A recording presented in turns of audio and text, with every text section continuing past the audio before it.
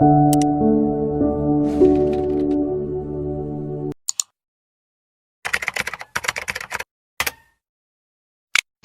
September 8 മാതാവിന്റെ പിറവി തിരുനാളാണ്. സത്യത്തില് സഭയില് 3 പേരുടെ പിറവിയാണ് നമ്മൾ ആഘോഷിക്കുക. യേശുവിന്റെ പിറവി നമ്മൾ ക്രിസ്മസ് അതായത് ഡിസംബർ 25 ആഘോഷിക്കുന്നു. സ്നാപക യോഹന്നാന്റെ പിറവി തിരുനാൾ ജൂൺ 24 ആഘോഷിക്കുന്നു. മറിയത്തിന്റെ ഇന്ന് സെപ്റ്റംബർ 8 ആചരിക്കും. ഒരർത്ഥത്തില് ക്രിസ്തുമസ് എന്ന് നമ്മള് ക്രിസ്തുവിന്റെ ജനനത്തെ കുറിച്ച് പറയുന്നുണ്ടെങ്കിൽ അതേ വാക്ക് ഈ തിരുനാളിലെടുത്താല് ഇതിനെ ക്രിസ്തുമസ് എന്ന് പറയുന്നതിന് പകരം മേരിമസ് എന്ന് പറയുന്നതായിരിക്കും കറക്റ്റ്. മറിയത്തിന്റെ ജനനം. നമ്മൾ പൊതുവെ വിശുദ്ധന്മാരുടെ ജീവിതങ്ങളൊക്കെ മരിച്ച ദിവസമാണ് നമ്മൾ ആഘോഷിക്കുക. കാരണം അവര് മരണത്തോടെയാണ് നിത്യസൗഭാഗ്യത്തിന് യോഗ്യരായത് എന്നുള്ള അർത്ഥത്തില് എല്ലാ വിശുദ്ധരുടെയും മരണ ദിവസമാണ് നമ്മൾ തിരുനാളായിട്ട് ആഘോഷിക്കുക.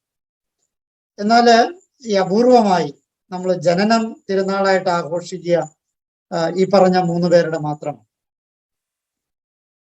എന്തുകൊണ്ട് അങ്ങനെ നമ്മൾ അവരുടെ ജനനം തിരുനാളായിട്ട് ആഘോഷിക്കുന്നു എന്ന് ചോദിച്ചാല് തീർച്ചയായിട്ടും ക്രിസ്തുവിന്റെ രക്ഷാകര പദ്ധതിയില് ഗൗരവമായ ജന്മം കൊണ്ട് പോലും ഗൗരവമായ റോള് അവർക്കുണ്ടായിരുന്നു എന്നതുകൊണ്ടാണ്.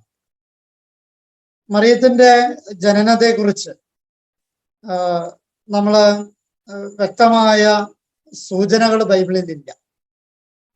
എന്നാല് 2-ാം നൂറ്റാണ്ടില് എഴുതപ്പെട്ട അപ്പോക്രിഫൽ ഗ്രന്ഥം, അപ്പോക്രിഫൽ എന്ന് വെച്ചാല് ദൈവനിവേശിതമാണ് എന്ന് സഭ ഔദ്യോഗികമായി പ്രഖ്യാപിച്ച ഗ്രന്ഥങ്ങള് ആണ് നമുക്ക് ബൈബിളായിട്ട് നമ്മൾ ഉപയോഗിക്കുക.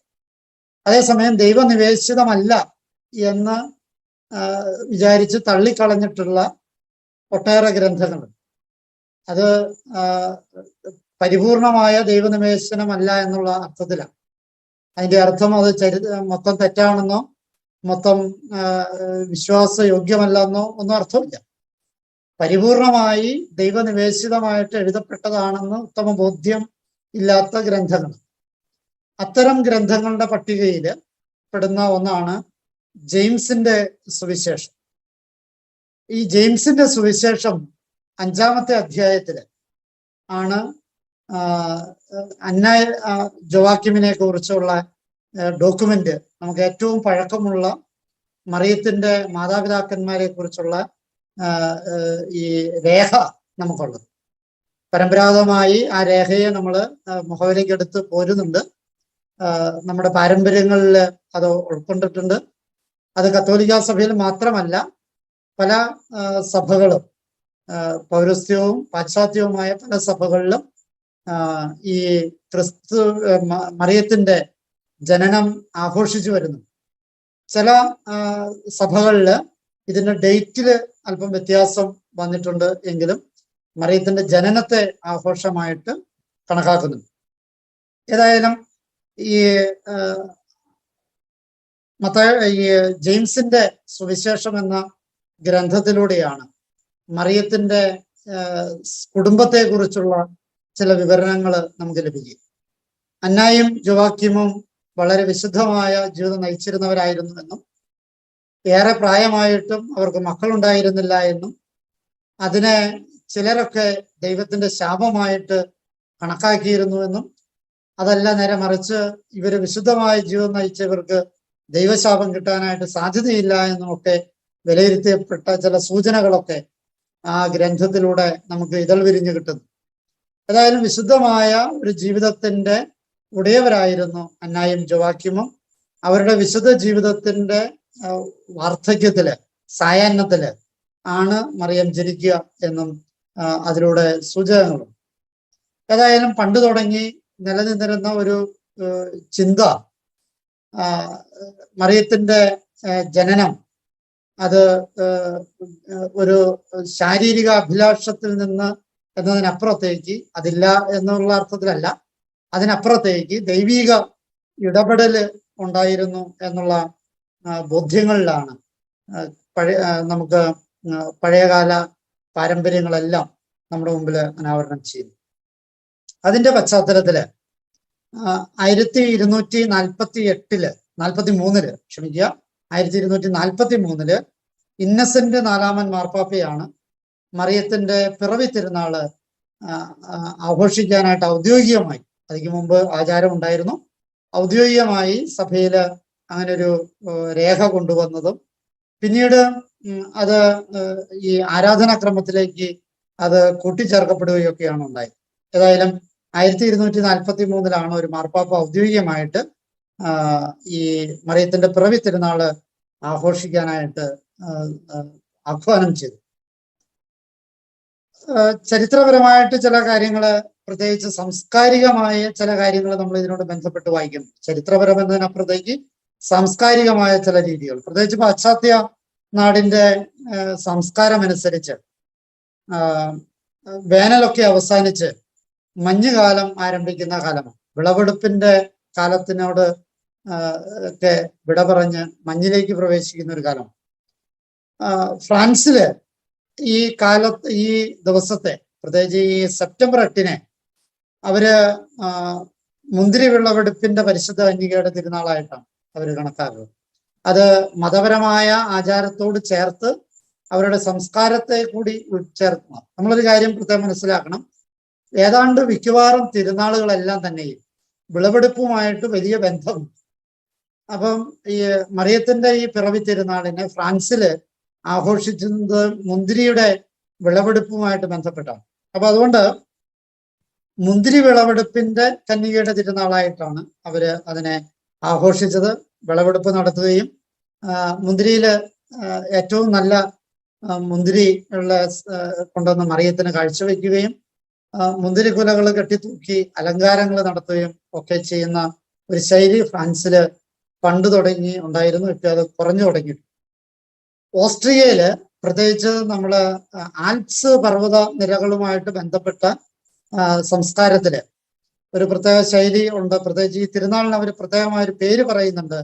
അത് ഇറക്കത്തിന്റെ തിരുനാളായിട്ടാണ്. ഇറക്കത്തിന്റെ തിരുനാൾ എന്ന് വെച്ചാൽ അതിന്റെ അർത്ഥം ഇതാണ്: വേനലിന്റെ ഇതിലെ മഞ്ഞിന്റെ, ആൽപ്സ് പർവ്വത നിരകളിലെ മഞ്ഞിന്റെ കട്ടിയൊക്കെ അല്പം കുറവായിരിക്കും വേനൽ സമയത്ത്. ആ സമയത്ത് അവിടെയൊക്കെ മേയാൻ കയറിയിട്ടുള്ള ഈ പശു, ആട് തുടങ്ങിയ നാൽക്കാലികൾ, ഇവരൊക്കെയും മഞ്ഞുകാലമാകുന്നതോടുകൂടി താഴേക്ക് പ്രത്യേകമായ മഞ്ഞിന്റെ സുരക്ഷിതത്വം ഉണ്ടാക്കാവുന്ന തൊഴുത്തുകളിലേക്ക് ഇറങ്ങി വരുന്നു എന്നുള്ളത്.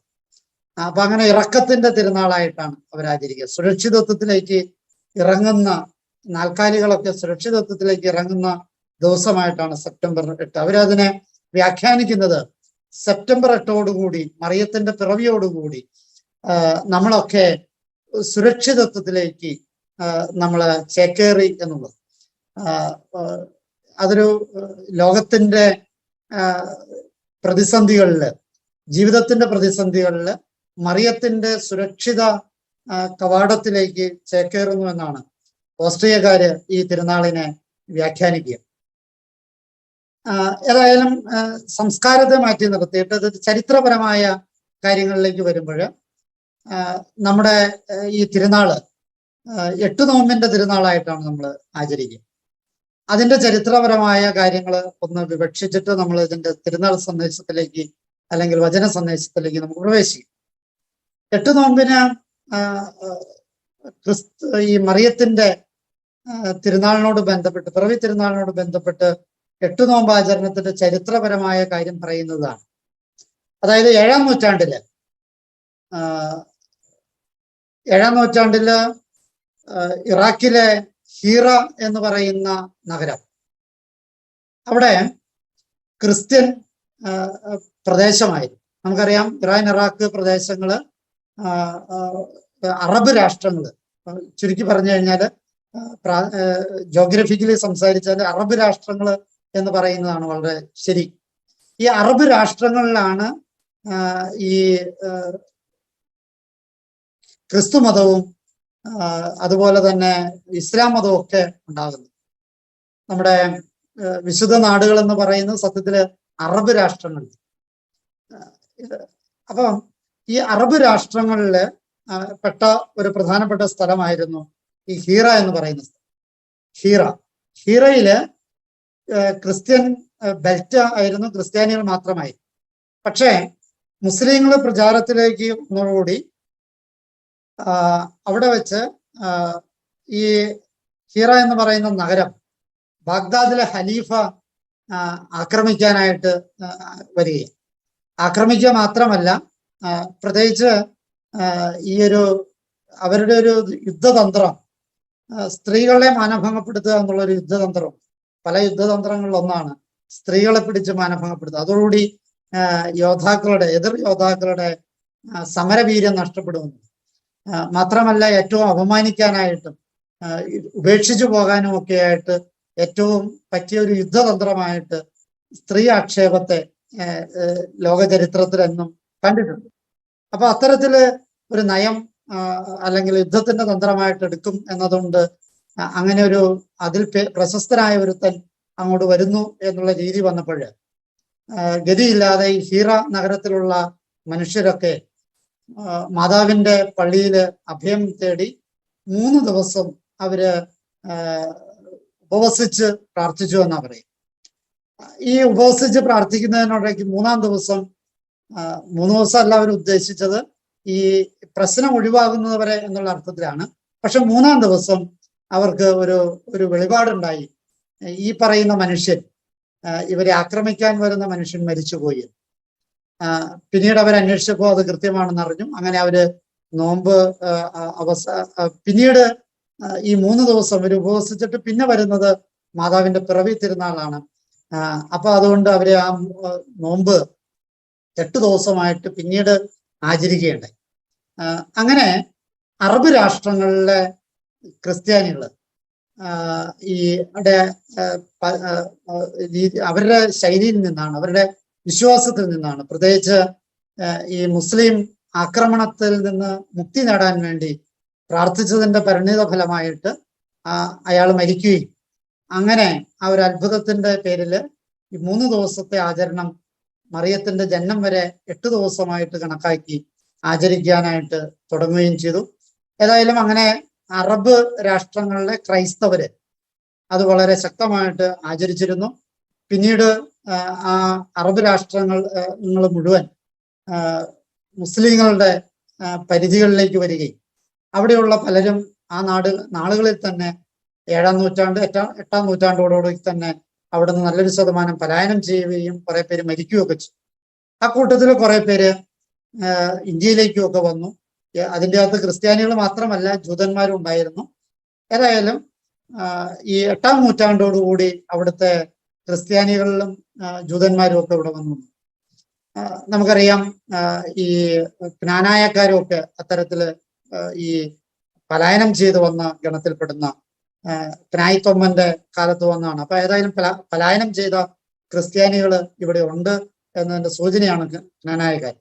ഏതായാലും അങ്ങനെ അവർ വന്നു എന്നും അവരിലൂടെ ഈ കാര്യം നമ്മുടെ ഇവിടെ പലയിടത്തും പ്രചാരത്തിലായി. പക്ഷെ അത് അത്ര ക്ലച്ച് പിടിച്ചില്ല എന്നതാണ് സത്യം. പിന്നീട് ഇതേ അനുഭവം നമുക്കുണ്ടാകാൻ അത് 18-ാം നൂറ്റാണ്ടില. 18-ാം നൂറ്റാണ്ടില് ടിപ്പുവിന്റെ പടയോട്ട കാലത്ത് ഇതേ പ്രശ്നം തന്നെ നമ്മൾ അഭിമുഖീകരിക്കേണ്ടത്. വടക്കൻ കേരളത്തിലാണ് ടിപ്പുവിന്റെ ആക്രമണം ആദ്യം ഉണ്ടാകുക.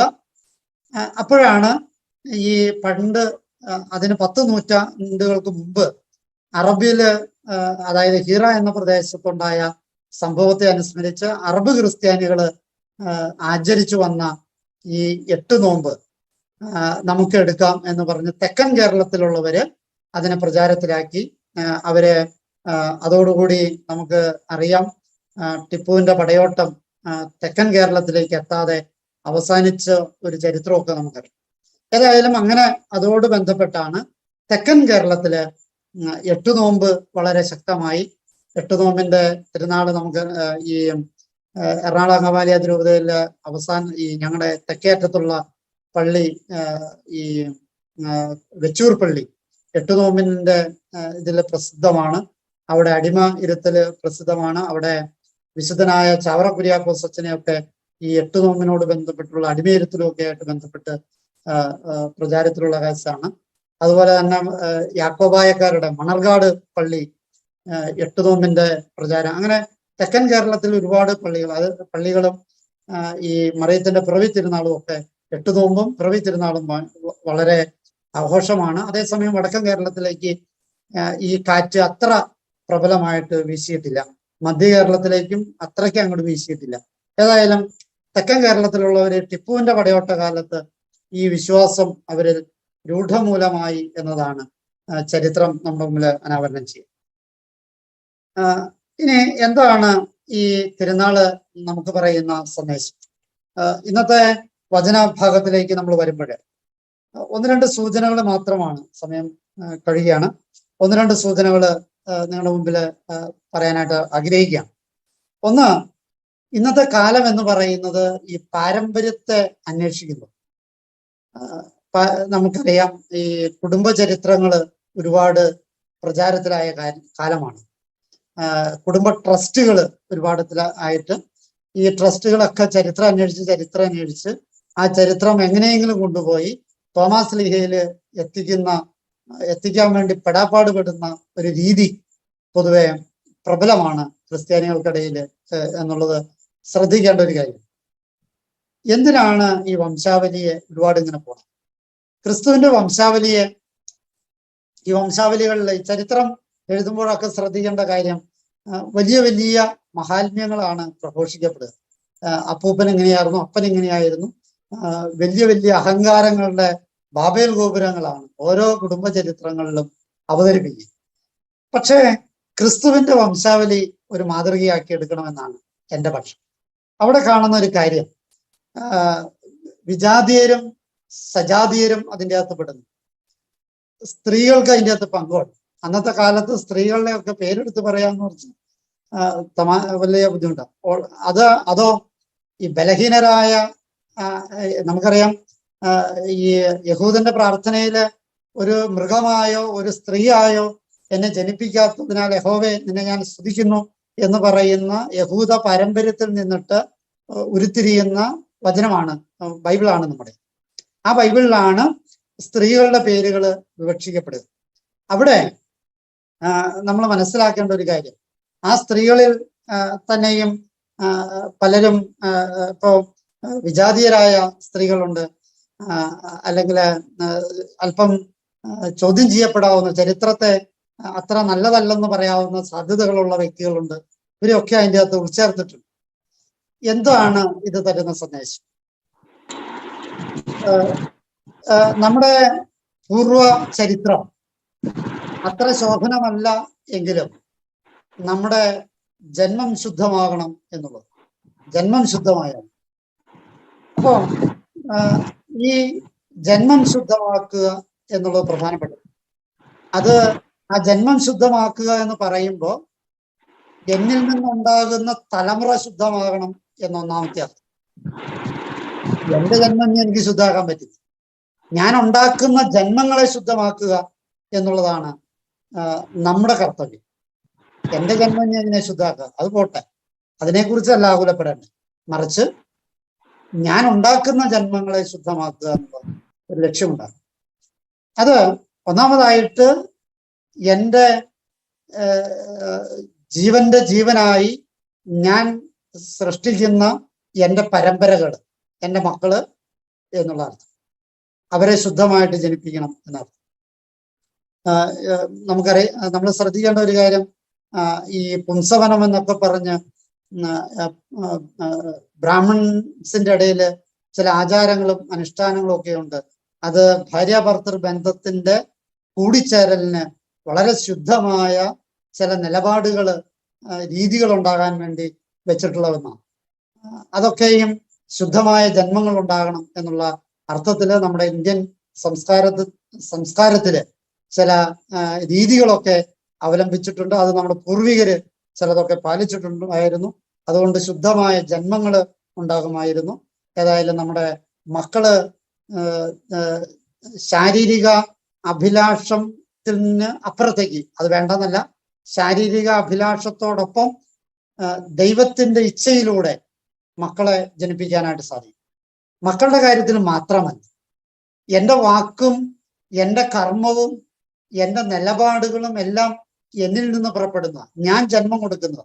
അപ്പൊ ഞാൻ ജന്മം കൊടുക്കുന്ന എൻ്റെ വാക്കും എൻ്റെ കർമ്മവും എൻ്റെ നിലപാടുകളുമൊക്കെ, എൻ്റെ ശാരീരിക സമീപനങ്ങളുമൊക്കെ എന്നിൽ നിന്ന് പുറപ്പെടുന്നു. എൻ്റെ നോട്ടം എന്നിൽ നിന്ന് പുറപ്പെടുന്നത്. അപ്പൊ എന്നിൽ നിന്ന് പുറപ്പെടുന്നത് എന്തും ഞാൻ ജന്മം കൊടുക്കുന്നത്.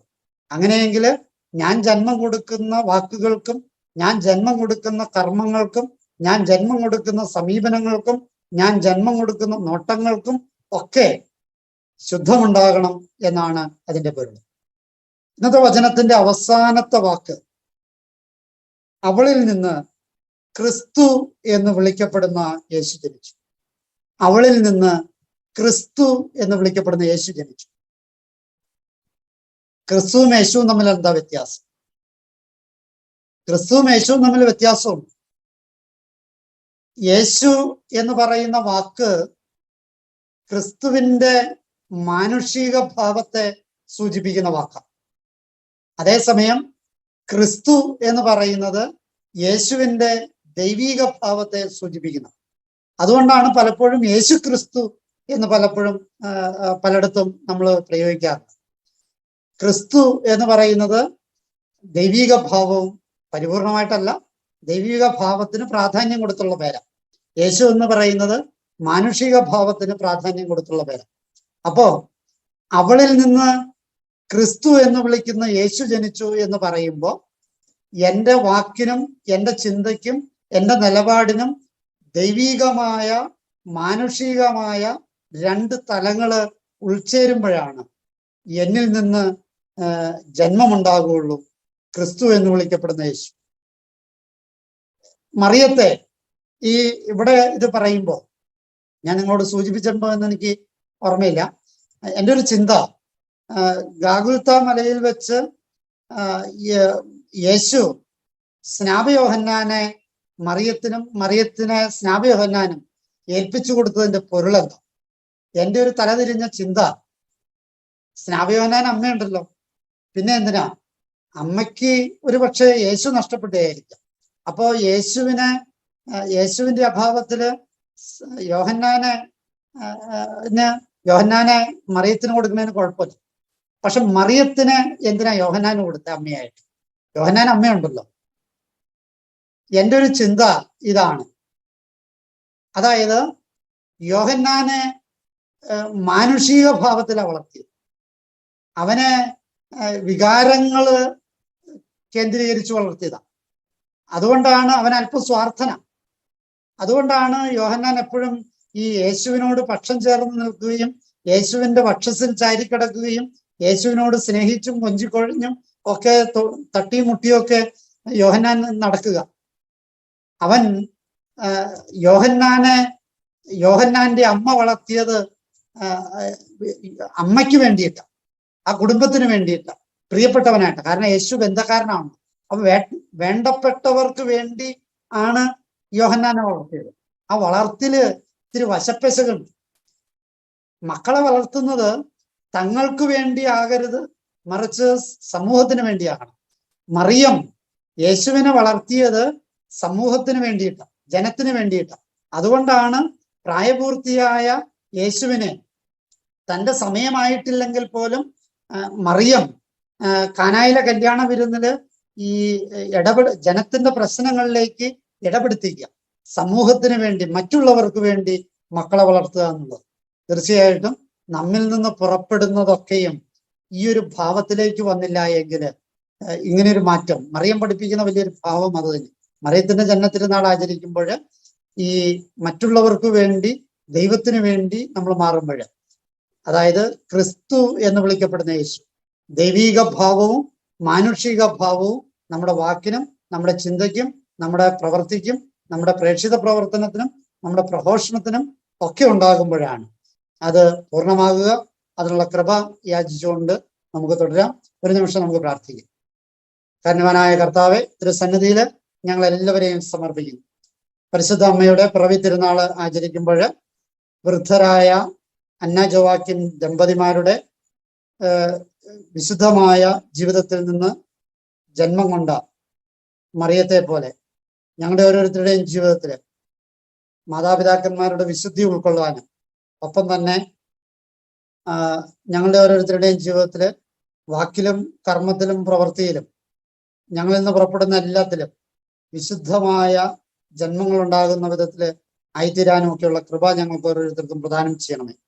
അമ്മേ മാതാവേ, ഞങ്ങളുടെ ജീവിതത്തിൽ വിശുദ്ധിയിൽ ജീവിക്കാനും ഞങ്ങളിൽ നിന്ന് പുറപ്പെടുന്നതെല്ലാം വിശുദ്ധമായിരിക്കാനും ഒക്കെയുള്ള കൃപയും സന്മനസ്സും ഞങ്ങൾക്ക് പ്രദാനം ചെയ്യണമേ. നമ്മുടെ കർത്താവ് ഈശോ മിശിഹായുടെ കൃപയും പിതാവായ ദൈവത്തിന്റെ സ്നേഹവും പരിശുദ്ധാത്മാവിന്റെ സഹവാസവും പരിശുദ്ധ കന്യകാമറിയത്തിന്റെ മാധ്യസ്ഥവും നാം എല്ലാവരോടും കൂടി ഉണ്ടായിരിക്കട്ടെ, ഇപ്പോഴും എപ്പോഴും